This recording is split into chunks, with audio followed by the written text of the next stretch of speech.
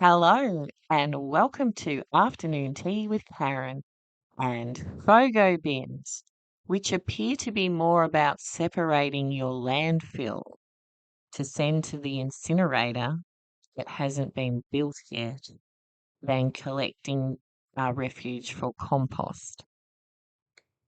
The Libertarian Party believes that power should be devolved away from centralised bureaucracies as much as possible. Smaller government is more efficient and less prone to waste. If there is doubt about which level of government should deliver a certain service, the best bet is to side with the level of government that is closer to the people. Sadly, big central governments get addicted to expanding their reach and crowd out the smaller government. That is what is happening here. Garbage collection and landfill should entirely be a matter for the local councils of New South Wales. Macquarie Street should have no interest in this local matter. The garbage collection process in Broken Hill is very different to Byron Bay. But here we are, and Macquarie Street is about to bring about a new statewide law that demands every council provide to every household an organics collection bin and a food organics collection bin. Now, the good news is we already have a test case, the Labor Left Green and Beyond Inner West City Council of New South Wales. They conducted a pilot on precisely this model of garbage collection. What the pilot involved was the red bin collection being halved for those unlucky enough to reside in the inner west, and instead provide weekly collection of food and garden waste so it can be recycled into compost. What resulted was a biblical plague of maggots, flies, rats and other undesirable pests invading bins and homes, spreading disease and just making life acutely unpleasant. This was not progressive, it was regressive. After much community outcry, the well-intentioned council did an awkward backflip and allowed for an opt-in program for weekly red bin collection rather than fortnightly, but you had to proactively ask for it. A lot of people have got busy lives, they're not aware of these options. The food organics and garden organics did not improve the lives of those in the West, it made them worse. Ellie Tousakos told the Daily Telegraph, quote, "It was horrible. It was like we were living in a third world country. The bins were overflowing. There were mice, rats and cockroaches. It was disgusting."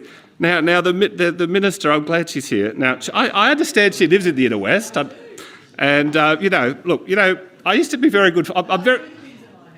I'm very good friends with the Honourable David Clark, Mr Acting President.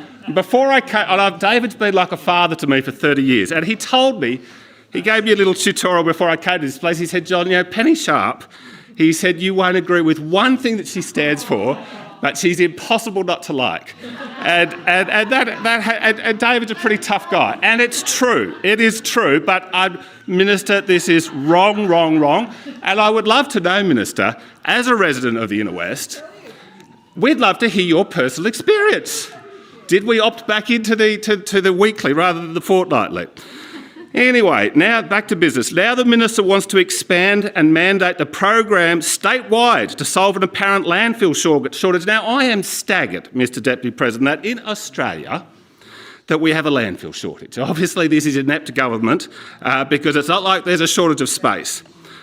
This is a problem of the government's doing. Surprise, surprise, once again. Australia's a big country with lots of room. If we have a shortage, then let's build more landfill. Or better yet, let's stop centralising power under the dictatorship of the Environmental Protection Agency and allow local governments and communities to decide for themselves where landfills should be, what partnerships can be made, and allow them to determine the way they believe garbage should be collected and or recycled. Thank you.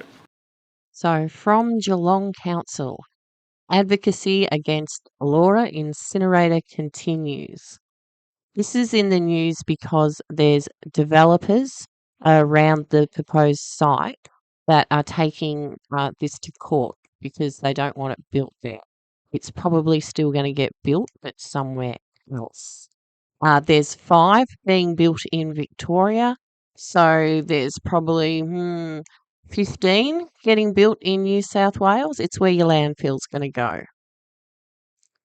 Council has written to the Minister of Planning twice on the issue and last night resolved to continue advocating for the project to be halted. Anyway, I've done a video on the incinerators, so I know all about them, and I suspect that's what's going on. They go with the net zero stuff, with the wind generators and the solar panels.